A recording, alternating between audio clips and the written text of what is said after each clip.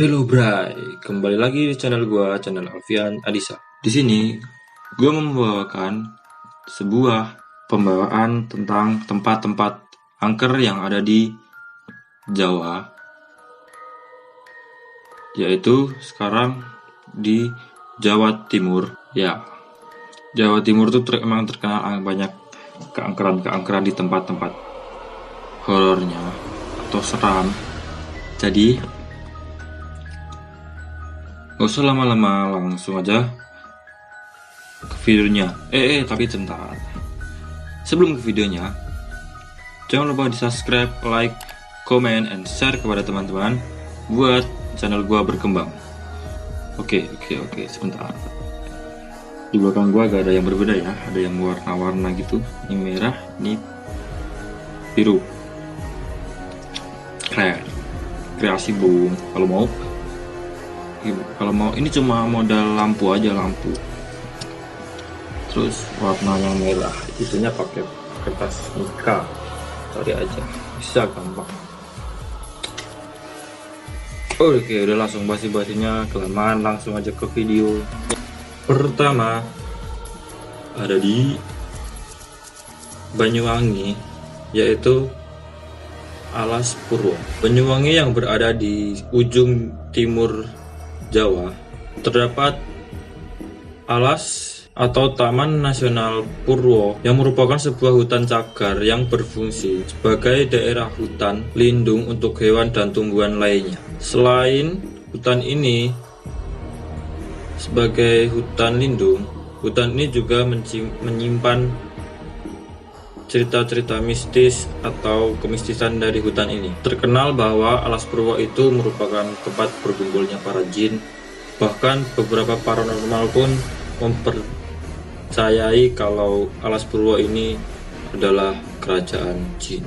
Penduduk sekitar pun tak jarang melihat penampakan beberapa jin, seperti ya apa sih tahu kalau jin apa aja, seperti yang ini.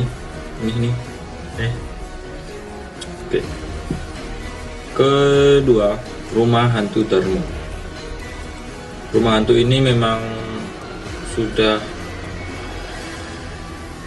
lama berdiri dan sudah terkenal sih. Pasti seharusnya udah nggak asing lagi nama Rumah Hantu Darmo ini.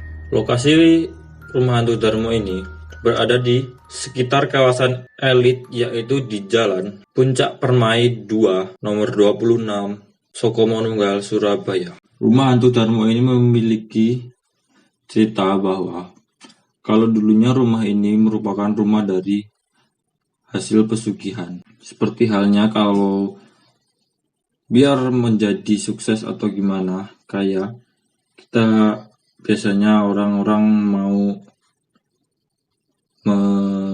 berpesugihan dan ada tumbalnya. Tadinya pemilik rumah ini tidak mau memberikan tumbal untuk pesugihannya.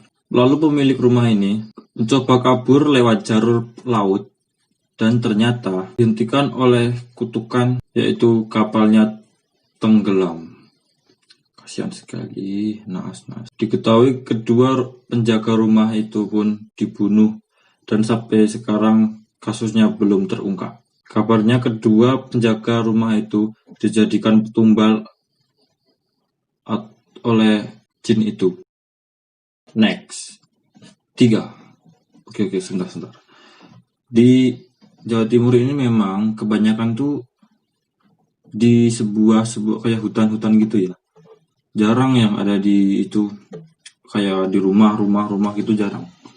Kebanyakan di hutan, soalnya ya Jawa Timur emang terkenalnya gitu sih, banyak hutannya. Sekarang masih sekitaran hutan, yaitu Alas Lali Ciwo, Gunung Arjuna. Sorry, tadi bukan hutan, tapi gunung. Lokasi ini bernama Alas Lali Ciwo karena yang memiliki arti hutan lupa diri yang berwilayah di Gunung Arjuna. Kalau pendaki-pendaki pasti tidak asing lagi dengan nama-nama Alas Lali Ciwo ini. Jika kita mendaki ke Gunung Arjuna, ketika lewat di tempat alas lali jiwa ini. Kita di situ akan diputar-putarkan tempatnya terus sampai kita lupa diri. Kalau nggak salah begitu ceritanya. Next, 4. Alas Ketonggo yang berada di Ngawi. Di Banyuwangi ada Alas Purwo, di Ngawi ada Alas Ketonggo, yang kadang disebut dengan Alas Srigati. Alas Ketonggo diyakini sebagai petilasan Raja Brawijaya. Selain ini, tempat ini juga menjadi tempat untuk ritual-ritualan. Berlokasi tidak jauh dari kota Ngawi, Alas Ketonggo pada saat gelar pemilu terkadang menjadi tempat untuk ritual para calon legislatif. Ritual tersebut dilakukan dengan cara mandi di aliran sungai yang berada di lokasi tersebut. Next, ke 5. Hotel Niagara yang ada di Malang, Jawa Timur. Yalah, orang bawahnya Jawa Timur, masa di Jawa Barat. Hotel ini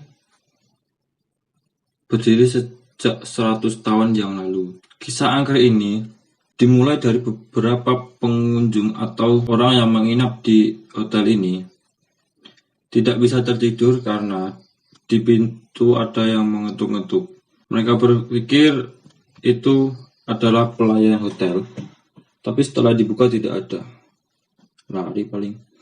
Hal ini sering terjadi oleh pengunjung hotel Niagara. Yang paling seram adalah di lantai 4. Setiap orang yang menginap di sana tak jarang mereka sering melihat penampakan 3 noni Belanda yang memakai pakaian Belanda pada zaman dahulu. Selain di lantai 4, biasanya di atap hotel ini sering juga ada penampakan hantu muka rata. Next, keberapa tadi? Ke-6 kalau nggak salah. Wisma Erni. Jika Anda melakukan perjalanan lewat jalan Lawang, maka jangan sekali-sekali melihat seramnya rumah Wisma Erni. Tempat ini memang tidak terawat lagi dan menjadi bangunan tua tanpa penghuni. Menurut kisah masyarakat, pemilik rumah yang bernama Erni atau yang terkenal dengan hantu Erni dibantai secara habis-habisan di rumah ini. Makanya tak jarang biasanya orang yang lewat sini sering melihat penampakan hantu Erni. Next, yang terakhir. Oh iya, gue nggak mau bawain yang sudah gue bawain lagi ya. Soalnya kemarin kan udah di sekolah angker itu ada. Sebenarnya gue cari-cari ini tempat itu juga termasuk angker.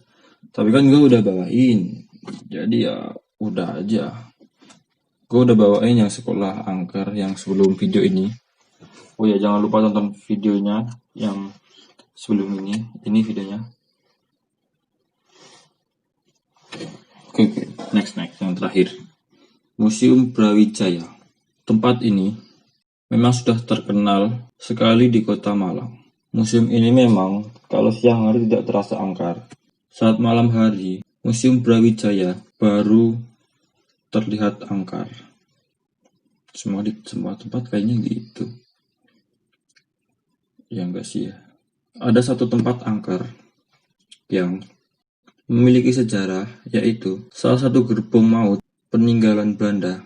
Dulunya digunakan untuk mengangkut 100 orang pejuang dan setengah dari mereka meninggal dunia di gerbong ini karena satu gerbong ini sangat sempit. Saat malam hari, gerbong ini sering terdengar orang yang menangis, merintih, dan berteriak. Oke, gitu aja. Jadi, kalau suka video ini jangan lupa di like, komen, share ke teman-teman. Gini. Kalau suka cerita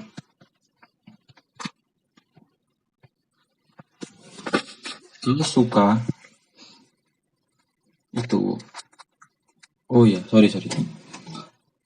Kalau belum tahu yang ketujuh, yang gerbong maut, nanti gue mau bikin videonya. Setuju atau enggak? Kalau like ini tembus berapa? 500 like aja lah, nggak usah banyak-banyak. 500 like, gue mau bikin tentang gerbong yang ada di Museum Brawijaya. Cerita tentang gerbong ini. Kalau setuju like sampai 500. Oke ya. Oke, terima kasih. Di sini gua Alfian Adisa Putra. Ucapkan terima kasih sebanyak-banyaknya. Assalamualaikum warahmatullahi wabarakatuh. Salam Bray.